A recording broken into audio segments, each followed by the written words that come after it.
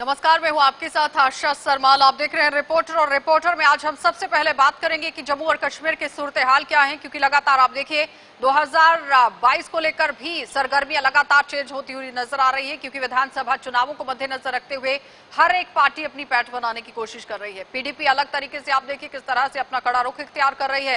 Bharatiya Janata party, उसके साथ ही साथ नेशनल कॉन्फ्रेंस पार्टी भी लगातार दौड़ में नजर आ रही है। लेकिन सबसे पहले आज आपको दिखाएंगे कि कश्मीर के अंदर यानी श्रीनगर के अंदर क्या कुछ चल रहा है। हमारे सहयोगी सनम एजाज हमारे साथ जुड़ रहे हैं, देखिए।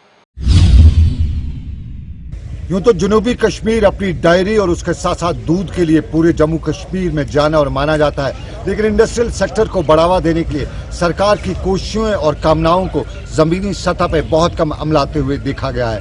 लेकिन हालात बदलते देखे जा रहे हैं और आज एक तकरीब में हमने देखा कि पुलवामा में इंडस्ट्रियल सेक्टर में ऑटो इंडस्ट्री की तरफ खास तवज्जो भी दी जा रही है।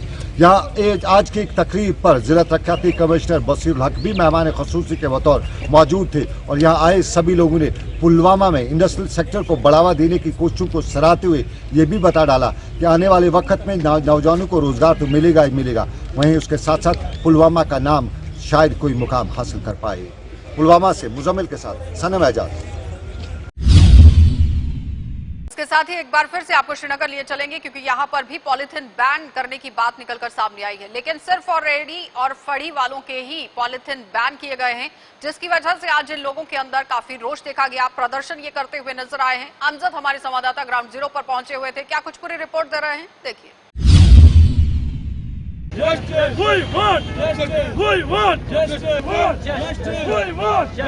एडमिनिस्ट्रेशन ने पॉलिथीनों पे पाबंदी आयद की है। वो पाबंदी मुझे लगता है वो पॉलिथीनों पे नहीं, वो हमारे कारोबार पे पाबंदी आयद की गई है। उस दिन से हमारा कारोबार जीरो इशारे तक पहुंच गया। हमारा कारोबार जीरो तक पहुंच गया। हमारा कारोबार बिल्कुल नहीं चल रहा है। उसकी वजह यह है कि जो मतलब पॉलिथीन पे पाबंदी आयद की गई है, मगर पॉलिथीन बाजार में अवेलेबल है। जब भी हमारा रेडियो वाला पॉलिथीन एक रखता है, म्यूनसिपलिटी वाले आते हैं, उससे वो छीनते हैं और 1,000 2,000 रुपया जुर्माना करते हैं। मैं बोलता हूँ एडमिनिस्ट्रेशन से, मैं गवर्नर से भी बोलता हूँ, अगर पाबंदी है पॉलिथीन पे, फिर पॉलिथीन बाजार में अवेलेबल क्यों है? और अब गवर्नमेंट ने उस पॉलिथीन के नेमल बदल उस पॉलिथीन के अल्टरनेटिव दूसरा पॉलिथीन बनाया, वो बैग बनाया। वो बैग एक पड़ता है 3 रुपए का, जो स्ट्रीट वेंडर्स अफोर्ड नहीं कर पाता है, क्योंकि स्ट्रीट वेंडर्स बेचता है खीरा 20 रुपए किलो, नींबू 30 रुपए किलो, एप्पल 40 रुपए किलो, आधा किलो बेचता है 20 रुपए में। 20 रुपए में मैं इंतजामी से बोलता हूँ, इसमें हमारा प्रॉफिट कितना होगा? इसमें हमारा प्रॉफिट तो अगर 15% भी हो गया तो 3 रुपया 2 रुपया, तो एक बैग पड़ता है 3 रुपए का। मैं म्यूनसिपलिटी से मोदमाना अपील करता हूँ, मैं कमिश्नर साहब से मोदमाना अपील करता हूँ, अगर उसने पाबंदी आयद करनी है तो कीजिए, मगर उसका अल्टरनेटिव स्ट्रीट वेंडर्स के लिए या शॉपकीपर्स के लिए दूसरा निकालिए, क्योंकि 3 रुपए का एक पॉलिथीन हम ये एफर्ट नहीं कर पाते। और हमारी पुरजोर यही गुजारिश और यह एहतजाज है, यह एहतजाज हम पूरा जबरदस्त एहतजाज करेंगे। अगर पाबंदी आयद करनी है, मैं कहता हूँ एडमिनिस्ट्रेशन से पाबंदी आयद करो, फिर पूरे पॉलिथीन पे ये मत करो। पॉलिथीन यहाँ पे आता है, पॉलिथीन यहाँ पे आता है। श्रीनगर म्यूनिसिपल कॉरपोरेशन ने पॉलिथीन के इस्तेमाल पर ब्लैंकेट बैन लगा लिया है और जम्मू कश्मीर के अंदर इस प्रशासन ने पूरी तरह से इस चीज़ को अपने हाथ में ले लिया है कि श्रीनगर और जम्मू में इस लगे बैन को पूरी तरह से इम्प्लीमेंट कर दिया जाए। लेकिन रेडी वाले जो इस पॉलिथीन का सबसे ज़्यादा इस्तेमाल करते हैं, उनका एक सवाल प्रशासन से है, और सवाल ये है कि अगर ब्लैंकेट बैन है तो वो सिर्फ रेडी वालों के लिए है क्या? ऐसा क्यों नहीं किया जा रहा कि ये पॉलिथीन का सप्लाई ही जम्मू कश्मीर के अंदर बैन हो जाए, ताकि पॉलिथीन रेडी वालों तक पहुंचे ही ना? और इनकी शिकायत साथ में ये है कि एक पॉलिथीन भी अगर कहीं से रिकवर हो जाता है तो एक गरीब रेडी वाले से 1,000 रुपये, 2,000 रुपये, 5,000 रुपये का चालान किया जाता है और उसके साथ साथ उनके सामान को भी बहुत नुकसान पहुंचाया जाता है। इनका ये प्रोटेस्ट में कहना था कि प्रशासन को कोई ऐसा ठोस कदम सामने लेकर आना चाहिए कि जिससे पहले तो ब्लैंकेट बैन पूरी तरह से लग जाए, जिसमें मैन्युफैक्चर से लेकर सप्लाई चेन तक पूरी तरह से जम्मू कश्मीर में आने वाले इस पॉलिथीन की बंद की जाए। वहीं दूसरी तरफ जो नुकसान उठा रहे ये स्ट्रीट वेंडर्स है, इनके लिए कोई ऐसा अल्टरनेटिव सामने रखा जाए कि जिस अल्टरनेटिव के चलते इन्हें नुकसान ना झेलना पड़े। कैमरामैन खान मुदस्सिर के साथ अमजद खान की रिपोर्ट। चलिए अब आपको अनंतनाग लिए चलेंगे। अनंतनाग से भी हमारे संवाददाता शाह जुनेद हमारे साथ जुड़ रहे हैं, क्योंकि अनंतनाग के अंदर आज पीडीपी की बैठक भी होनी थी, रैली भी थी, लेकिन आज क्यों यहाँ पर इजाजत नहीं दी गई है, ये बहुत बड़ी बात है। क्या कुछ अपडेट कर रहे हैं कि आखिर क्या कुछ थे वहां पर सूरत हाल, दिखा देते हैं। कभी दूसरे प्रोटेक्ट पे खुसूसन पीपल्स डेमोक्रेटिक पार्टी की जो लीडरशिप है, जो कारकुनान है, उनको एक दूसरे से मिलने नहीं दिया जा रहा, आउटरीच नहीं होने दिया जा रहा, इंटरेक्शन नहीं होने दिया जा रहा। आपको मैं याद दिलाना चाहूँगा कि महबूबा मुफ्ती साहिबा लगभग 1.25 साल तक इलीगल डिटेंशन में रहीं। उसके बाद जब उन्होंने वहाँ से निकल के एक बार फिर अपने लोगों तक पहुँचना चाहा, तो कभी सिक्योरिटी के नाम पे, कभी कोविड के नाम पे उनकी जो रिपीटेड अटेम्प्ट है उनको फॉइल किया गया, उनको नहीं जाने दिया गया। अब चूंकि थोड़ी बहुत कुछ एक्टिविटी अगेन शुरू हो रही थी, खुसूसन यूथ का हमारा रीच आउट शुरू हो गया था, तो उसी तनाजुर में आज हम यहाँ आने का हमारा प्लान था कि अनंतनाग के डिस्ट्रिक्ट का जो यूथ काडर है हमारा, वो आपस में मिले, बैठे और काफ़ी सारे मसलों पे बातचीत करें। लेकिन एक बार फिर अब कोविड का ये बहाना करके हमको नहीं मिलने दिया जा रहा। लेकिन हमारा सवाल यही है कि ये कोविड डिस्क्रिमिनेट तो नहीं करता है, ये वायरस जो है एलजी साहब से डरता तो नहीं है। तो एलजी साहब की जब फंक्शन होती है उसमें सैकड़ों लोग जमा होते हैं, वो इंडोर होता है, वहाँ आपको कोई परेशानी नहीं, वहाँ आप कोई नोटिस नहीं देते। लेकिन पीडीपी और महबूबा मुफ्ती साहिबा का फंक्शन होता है, वहाँ आपको कोविड प्रोटोकॉल को लेके आप नोटिस इशू कर देते हैं। तो कुल मिला के आप ये देखिए कि एडमिनिस्ट्रेशन की तरफ से मुझे तो शक है कि जानबूझ के किसी कंस्ट्रक्टिव एंगेजमेंट में जम्मू कश्मीर के यूथ को नहीं जाने दिया जा रहा। अब मुझे बताइए, एक मेन स्ट्रीम पॉलिटिकल पार्टी का जो यूथ का कार्डर है, वो जब मिलेगा, इंटरेक्ट करेगा, तो क्या बात करेगा? कॉन्स्टिट्यूशन और कानून के दायरे में ही बात करेगा। लेकिन जब आप उसको वो स्पेस भी नहीं दे रहे हो, तो you are pushing him to the wall. आप जानबूझ के उन्हें पुरअमन तरीके से कानून और आइन के अंदर काम करने का मौका नहीं फराहम कर रहे, आप उनको पुश टू वॉल कर रहे हैं। पीडीपी को दबाना है, कोविड का बहाना है, ये कहना है पीडीपी के तर्जुमान सुहेल बुखारी का। दरअसल आज पीडीपी को बिजवाड़ा में पार्टी कारकुनों के जलसा मुनक्कद करने की इजाजत नहीं दी गई और महबूबा मुफ्ती को भी जलसे में शिरकत की इजाजत नहीं दी गई, जिस पर पीडीपी कैडर बरहम हो गए और इंतजामिया व सरकार पर आवाम की आवाज को दबाने का इल्जाम लगाया। जेके 24/7 के लिए मैं तक।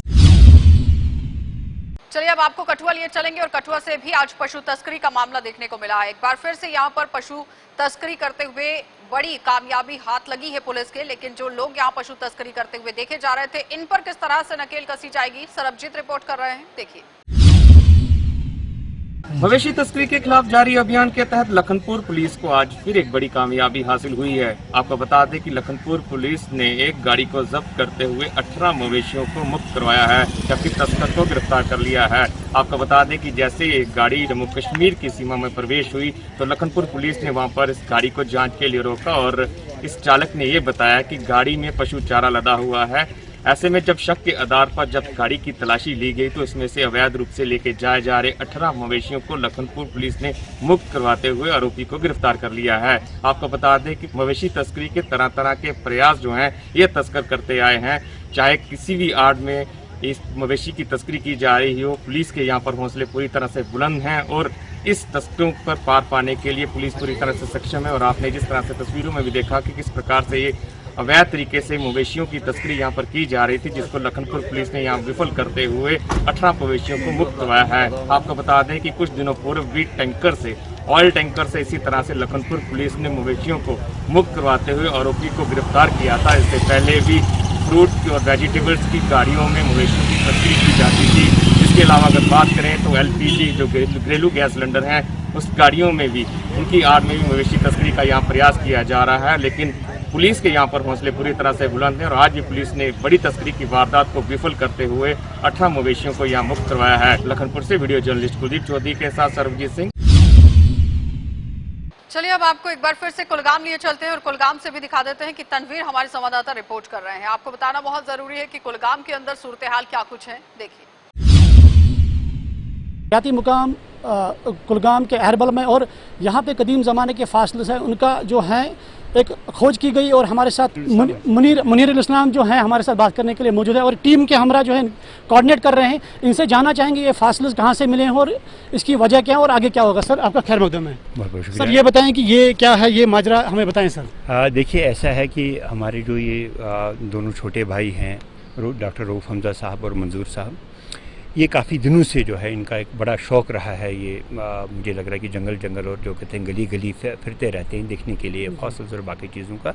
उसी का नतीजा उसका समर है कि जो आज उन्होंने इस चीज़ को देखा, जो कि मैं ये नहीं कहूँगा कि ये कहीं छुपा हुआ है, हमारी आंखों के सामने है, लेकिन वो जो कहते हैं कि इसके लिए आँख चाहिए देखने के लिए। ये जौहरी वाला काम है, वही पहचान सकता है कि हीरा क्या है। उन्होंने उसी हीरे को देख लिया है कि जो कि हम सब लोग देखते हैं।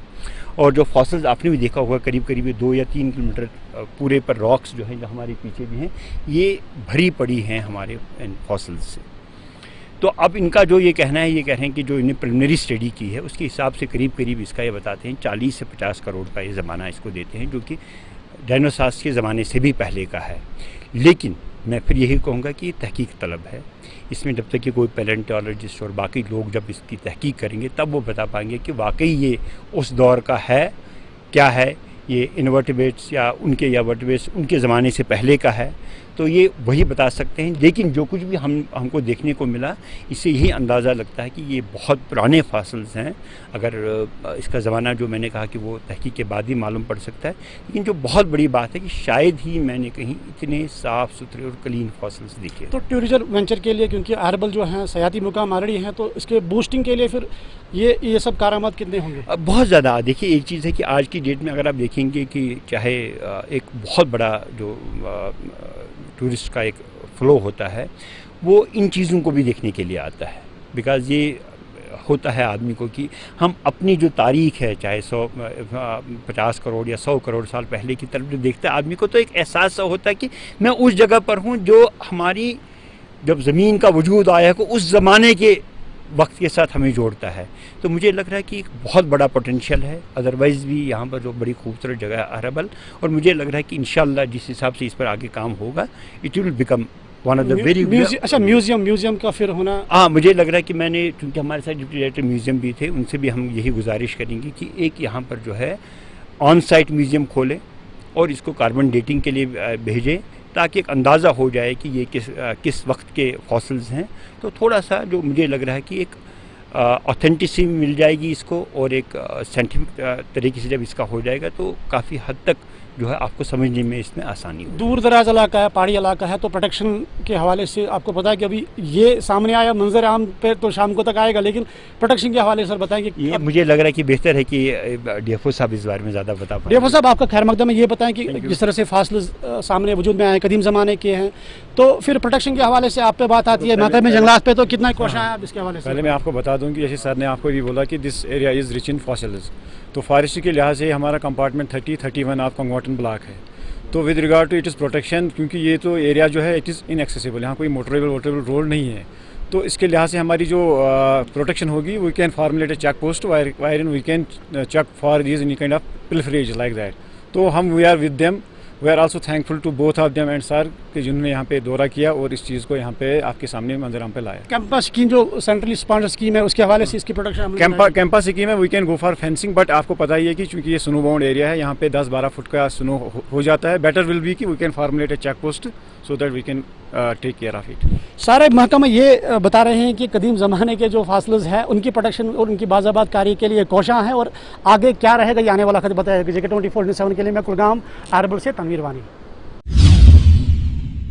चलिए अब आपको बड़गाम लिए चलेंगे, जहां पर स्पोर्ट्स एक्टिविटीज भी देखी जा रही हैं, लेकिन किस तरह से वो पूरी गतिविधियों को अंजाम दिया जा रहा है, हमारे संवाददाता क्या कुछ रिपोर्ट कर रहे हैं, देखिए।